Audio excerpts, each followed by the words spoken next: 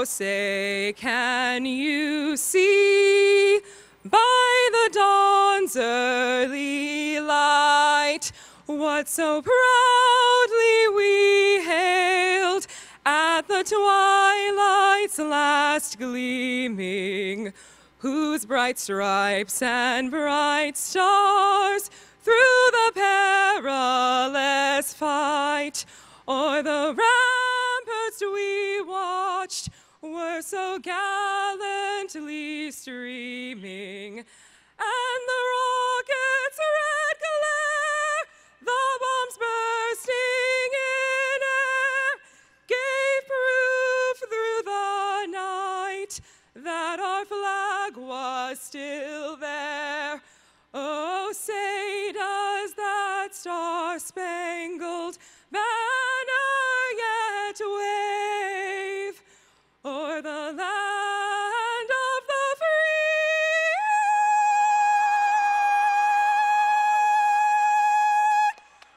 and the home of the brave?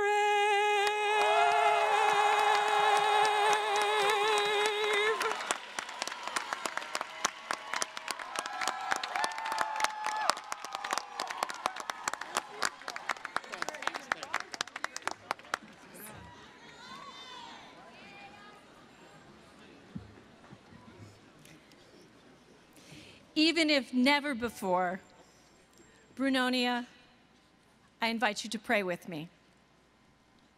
Who, like us, have trod Van Wickle's path in and out to this now hallowed ground at First Baptist?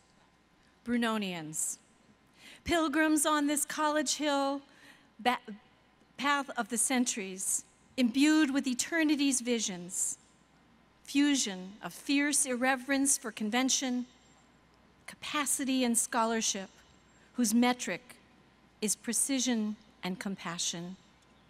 Brunonians, dancers of engagement, defiance, proposal, delight, dazzling intellect, and gentle gesture. Brunonians, today we gather the deeply grateful. We have learned yet another Brown vocabulary word, semi-quincentennial.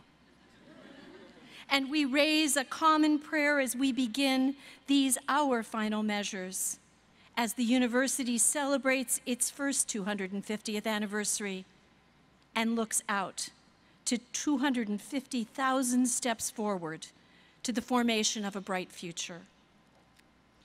As of old, this beloved class, 2014,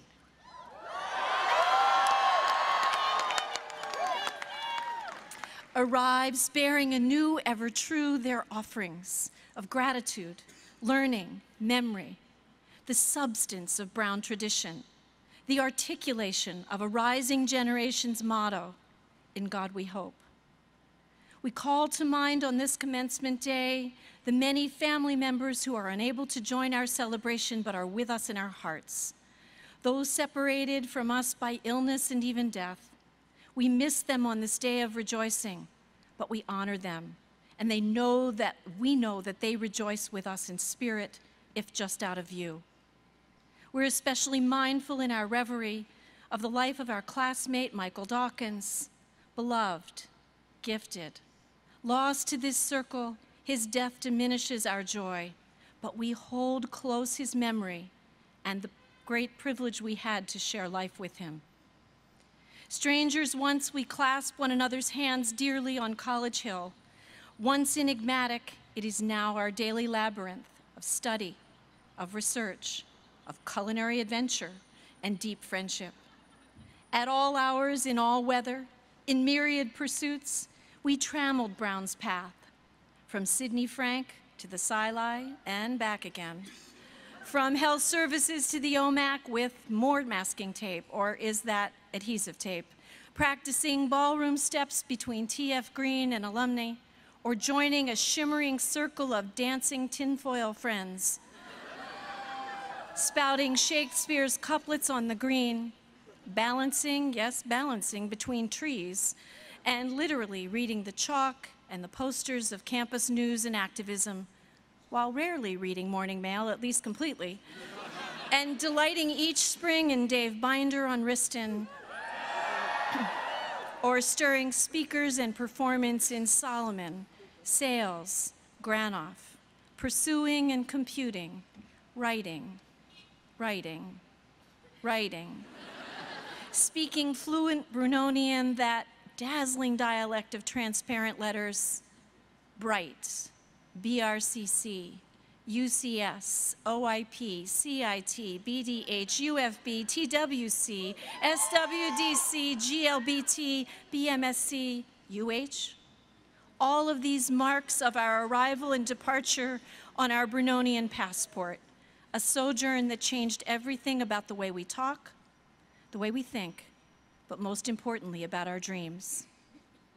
Keep clear the midnight strains of the Hutchings Vody, the coach and the coxswain at dawn on the Seekonk, of arch sings and spoken word, of daily prayer and the silence of contemplative practice, of the green's distant tones of bagpipe and drum. Keep bright the reviving blaze of daffodils, the purple haze of the red buds on Wilson's path, and the magnificence of Manning's magnolias. May all that we know here, the inches and the miles of Brunonia's halls, these streets, these fields, these books, these labs, but most of all these faces, may they go with us but remain. May our present clarity never dim, even as it softens. Our commencement rejoicing comes amid the season of memorial in our nation, to remember with gratitude those whose lives are lost in military service. We honor them, each and all, praying compassion for their families and with a pledge to anchor our gratitude in thoughtful citizenship. We pledge our nation's abiding commitment to the good and give thanks for all those who enact at great sacrifice this commitment on our behalf. We pledge anew the learning of this great university, always, everywhere, to ameliorate injury, conflict, crisis, and calamity that exact too dear a price, and ask of us renewed research, renewed idea, renewed remedy. Infuse our work with compassion and imagination. May we perseverate in generosity. May Earth's insults melt in the healing of discernment and the doing of the good. We do offer gratitude for all those whose gifts and generosity have meant our good, our beloved families, our benefactors, the large beneficent family of Brown who for 250 years, our faculty, scholars, who have brought here their science and art, their gifts of capital in every form, to deepen the human gifts for peace, making innovation and rescue the shine of our capacity. May this rising generation of new Brunonians, the class of 2014, find life's purpose in their capacity to see and to cherish coexistence and the care of a good earth, to build their vocations with the planks of justice and loving kindness. May 2014's blessings abound, and together, may we be a blessing in the life of the world you love, this day and always, 250 times over. Amen.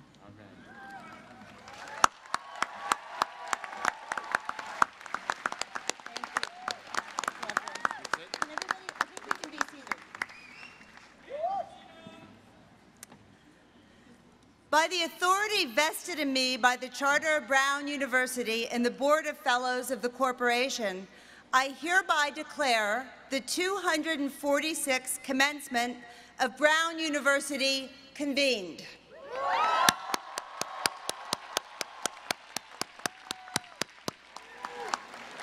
Good morning, or good afternoon maybe, on a beautiful sunny day. I want to welcome you to this historic place on a gorgeous, gorgeous day. These will be your very last academic exercises as Brown undergraduate students and the commencement of your distinguished careers as alumni of the Brown University class, I should say, the great Brown University class of 2014.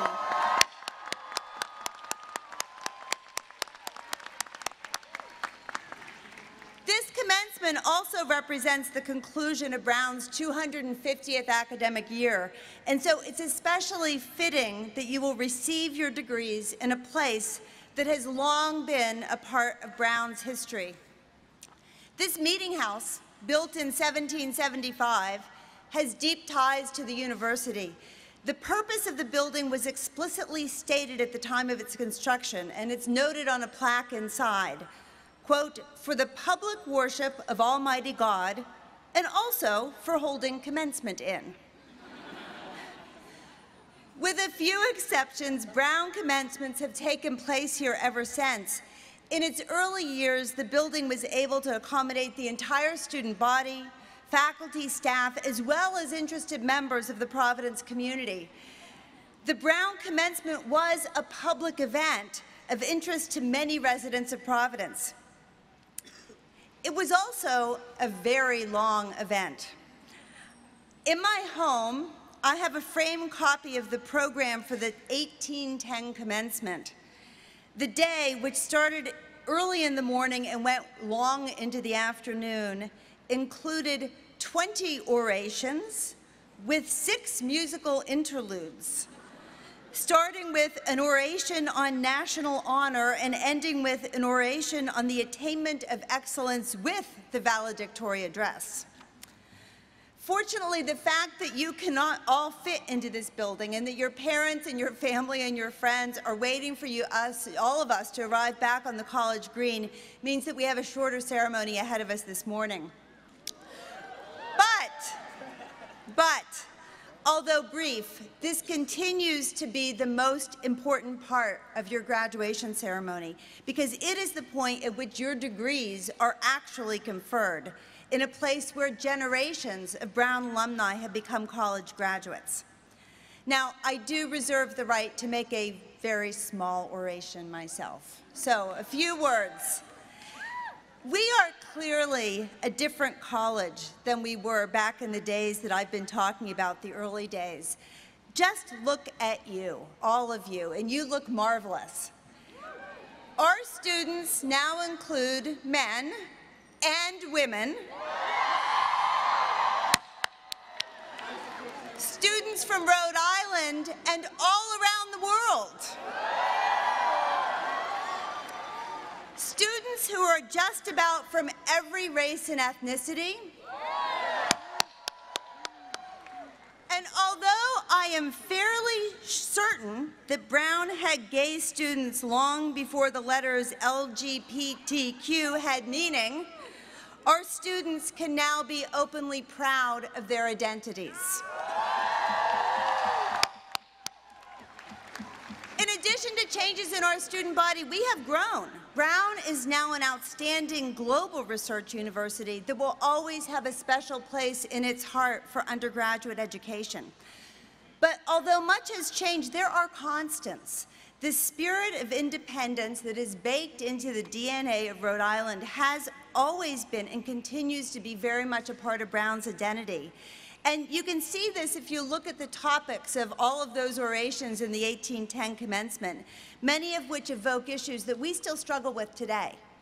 On, for example, the oration on the advantages of literature brings to mind current debates on the value of a liberal arts education, and specifically the importance of the humanities in an education that aspires to cultivate critical thinking and an understanding of the human condition.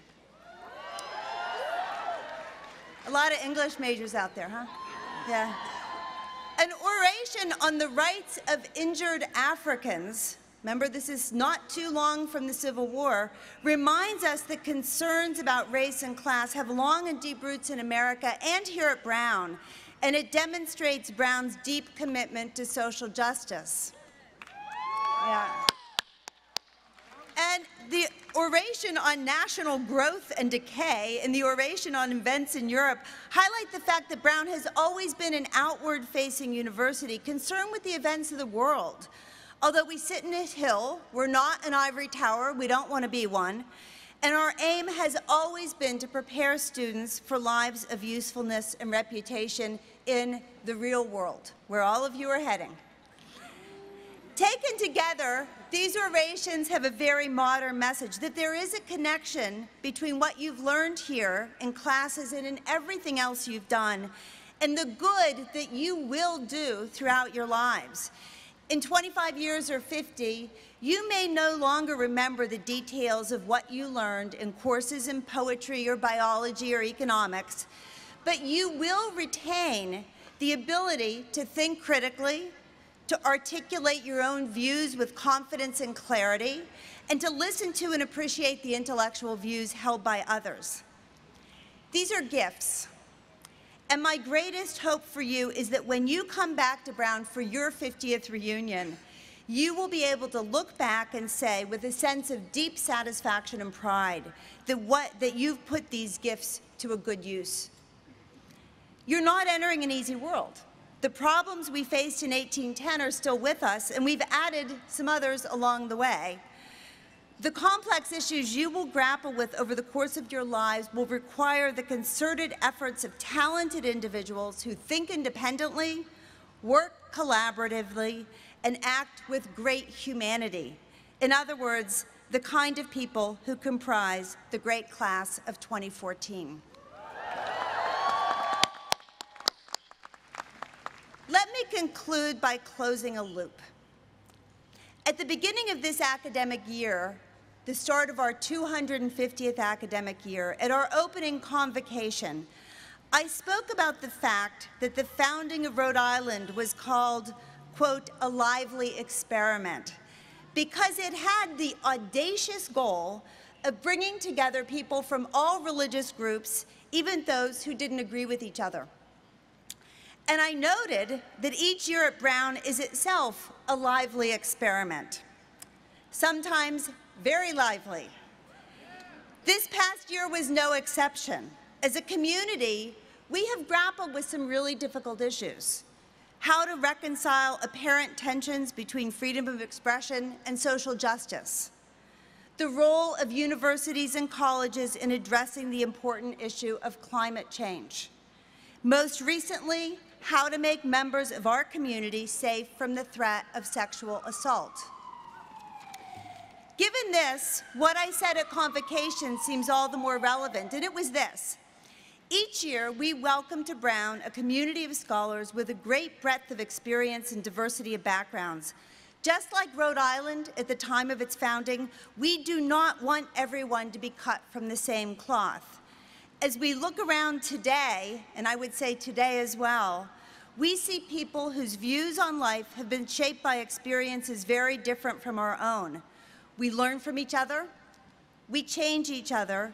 In many instances, we disagree with each other, but we wouldn't have it any other way, because we know that it's only through regular and personal interactions with people who are different from ourselves that we develop our values, hone our senses of empathy, and define the people we want to be. Members of the class of 2014, over the past 4 years, you have done exactly that. I wish you the very best as you continue to define your lives and your values. As you do, I hope that Brown University always claims a special place in your heart. Congratulations.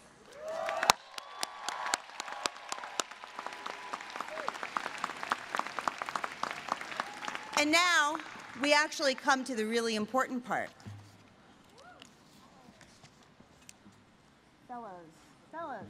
Fellows.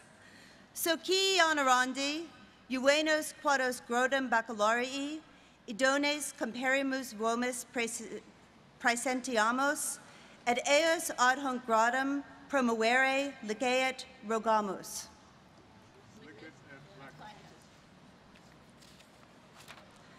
Candidati ad grodem baccalarii auscultabunt.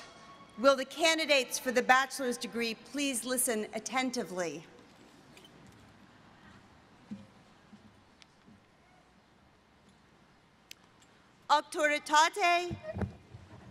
auctoritate mihi commissa vos ad gradum baccalaureae admitto. Omniaqua iura ac privilegia ad hunc gradum pertinentia vobis concedo. In huius rei testimonium diplomata vestris conglegis in collegii gramine tradum. Congratulations. You may now move your tassel to the left side of your mortarboard.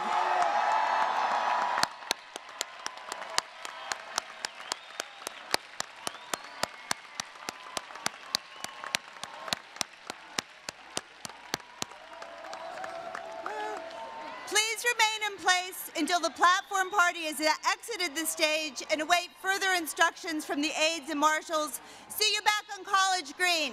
Congratulations.